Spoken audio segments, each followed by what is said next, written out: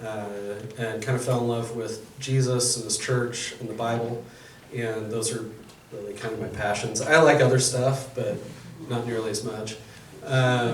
So you can find me in a dark basement with a Bible or a very large book, weeping at the beauty, and trying to stay, trying to keep my eyesight. Married Crystal 2 years later, or 3 years later. I wasn't interested in getting married, but people said that it would be safe for me to meet with the pastor's daughter. And so I didn't pay attention to my gut feeling, and sure enough, we met and got married 8 months later. And then I've been in pastoral ministry at a non-denominational church in Portland up until 2019, tendered my resignation, didn't really know what God had for us. And about 8 days later, I got a call from Darren. He asked me what I was up to. And I told him I didn't really know, actually. And that began a process of talking with the Imprint folks. And it was a really healthy process. About 4 months later, Crystal and I accepted an offer. And then 4 days after that, they just shut down just for a little bit, just to flatten the curve. It was only going to be 2 weeks, but we ended up moving up in May of 2020.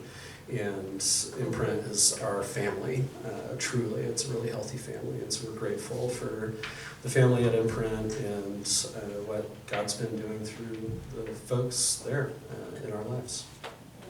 I think I answered everything.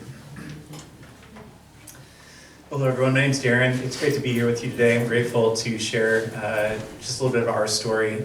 My job today is to share a little bit of my story because I'll introduce myself and then to introduce you to Imprint Church as well. That's kind of my goal for the next few minutes.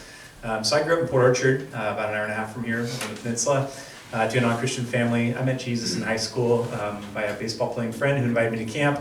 I went because I thought there'd probably be cute girls there. There were cute girls there, but I met Jesus there, which is pretty transformative in my life. Came out of that, got involved in Youth of the Mission. I moved to Australia for a couple of years. As soon as I graduated from high school, I had a bit of a messy family, to put it lightly. So moved overseas to get away from here and did ministry with YWAM for a couple of years as a missionary. Not really thinking I'd go into ministry ever. Came back to the Northwest after that, this area, thinking I'd go and be a fire department and be a fireman. That was kind of my goal. And the Lord kind of changed my direction. I ended up down in Portland, Oregon at Multnomah Bible College. Attended Multnomah. Met my wife there. In the first about month that I was there, and expressed my love to her about a month later, by the way. I told the church that this morning. After our second date, I told her I think we should get married. That was probably a bad idea. But she eventually said yes, so it worked out well. So we've been married 25 years now, so that's pretty good. She always wanted to be in ministry as well, which is really wonderful. And so I got involved in this small church while I was at Multnomah that was called River West Church. It was a small church plant at the time. The pastor had come up from Southern California. Well, he'd come up from Oregon, actually, from Southern Oregon, but originally from Southern California. Got saved at the Jesus movement in the 1970s.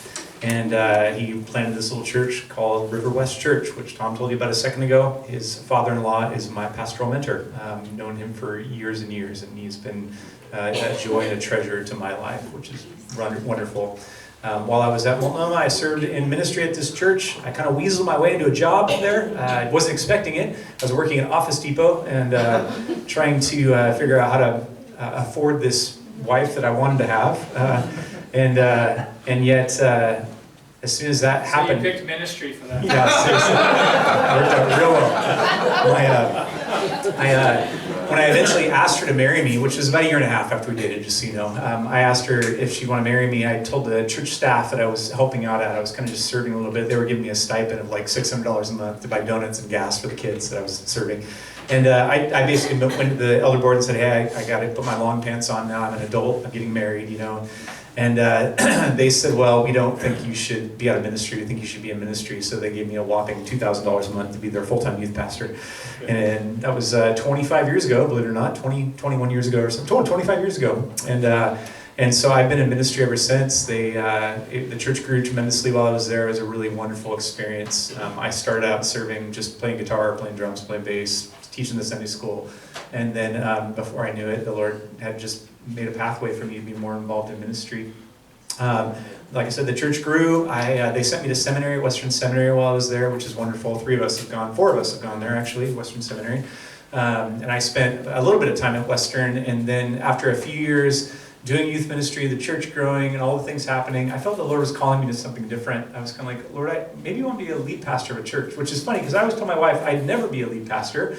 That's for other people. That's for grown-ups. I don't want to do that, you know. So, and yeah, look how funny the Lord is. It's the sense of humor he's got. So, but I had been at Western Seminary, kind of picking, choosing classes I wanted to take, and so, but I never finished my seminary degree, and so right before I did this thing of planting this, or coming to do more senior pastor ministry, I applied at a couple different schools. I ended up going to Wheaton College, graduate school in Chicago, spent 3 years there. In a wonderful biblical exegesis program, which is super nerdy and heavily involved in Greek and Hebrew. So if you want to know an ancient language, that's about all I've got. So that's my skill set. So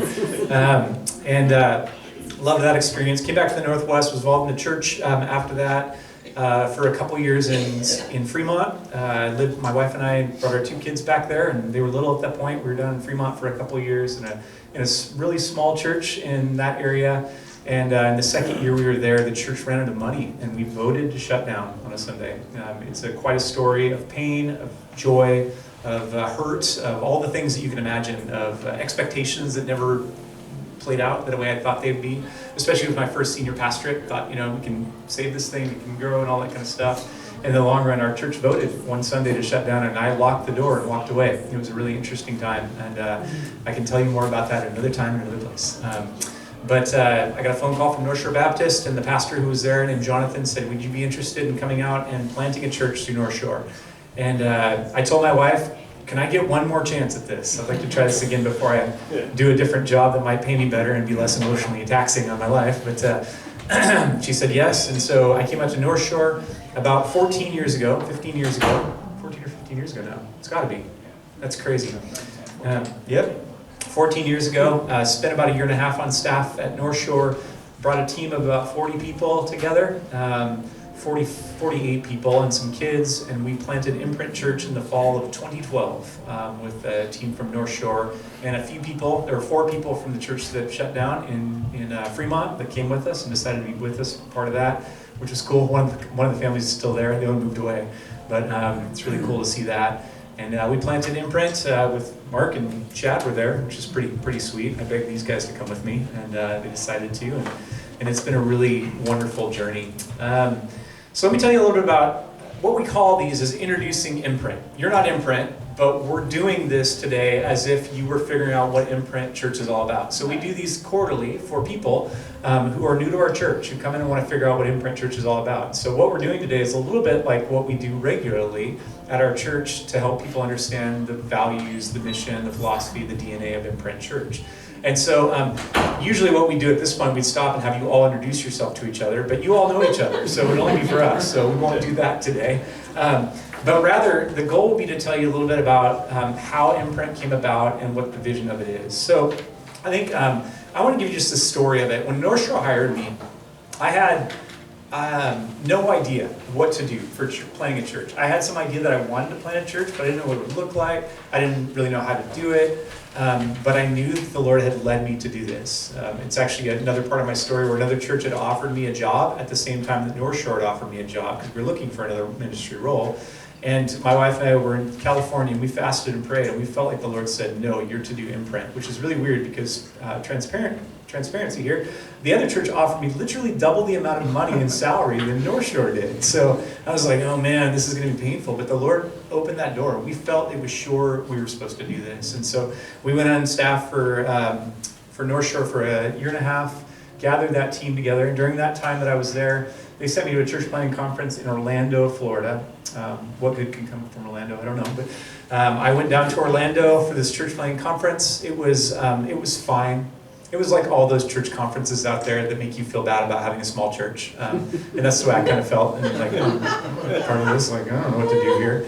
But there was one session, I went to a pre-conference session with a company, which is really random, but it was about how to raise money for your church.